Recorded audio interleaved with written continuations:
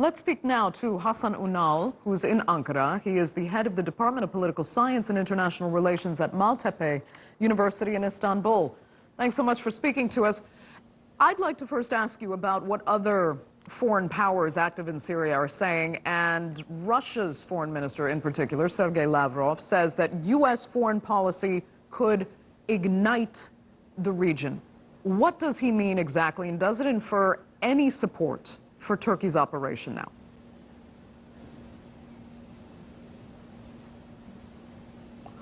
Well, the Russian side has been quite forthcoming in expressing its support for a Turkish operation in that part of Syria, because they clearly understand what the United States' intentions are. Given the fact that the United States, a superpower like the United States, has been acting together with a terrorist organization, indeed in connivance with the terrorist organizations like the PKK and PYD, against a decades-long reliable ally like Turkey, is basically dangerous enough, basically, to ignite the whole region. And it is totally incomprehensible that the United States has been acting like that, although the US officials most of the time acknowledge that the YPG is an offshoot of the PKK. And it is also well known that the YPG, PKK have been carrying out ethnic cleansing in the region on a large scale. It has also been carrying out cultural ethnic cleansing. And despite all that, they have been supporting the PYD. So when the Russian foreign minister says that, he is right.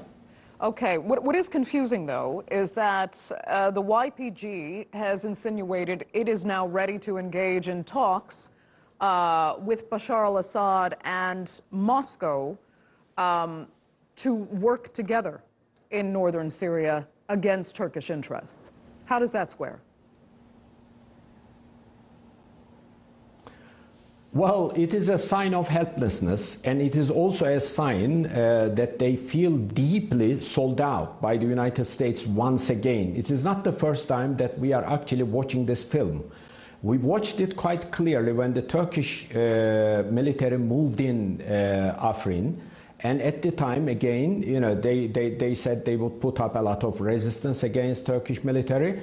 But once it became quite clear that the United States would not take any military action against Turkey, then they basically turned over to Assad government and said, you know, can you basically take over this region? Can we act together against Turkey? And the Damascus government refused at the time. And it is obviously clear that the Damascus government is going to refuse their demand this time, given the fact that Damascus has recently declared YPG and all its affiliates acting under the title of Syrian Democratic Forces, terrorist organization. And the Syrian Foreign Minister Walid Muallim actually has sent a note to the United Nations saying that they are all terrorists in according to the Syrian government. So this is a tactic the YPG groups always employ, but this time it is even more likely that it's not going to work. Okay.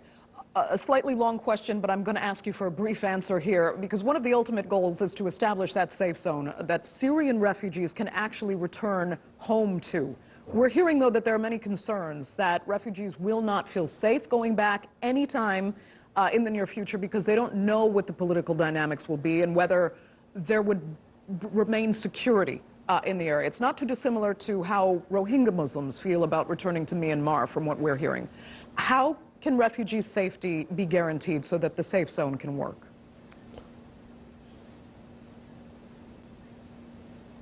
Well, I'm not so much concerned about their security, because the Syrian government actually has offered an overall amnesty recently to all the covering all the Syrian people. But what I would be more concerned about would be all the settlements Turkey sort of is thinking of setting up in that part of Syria. It's not going to be an easy task.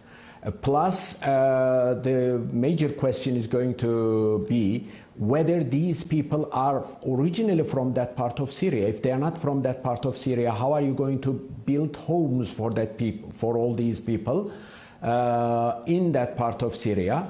When it comes to that part of the problem, there is going to be a number of problems Turkey will have to deal with, actually. Okay, Hasan Unal, thank you so much for joining us there from Ankara.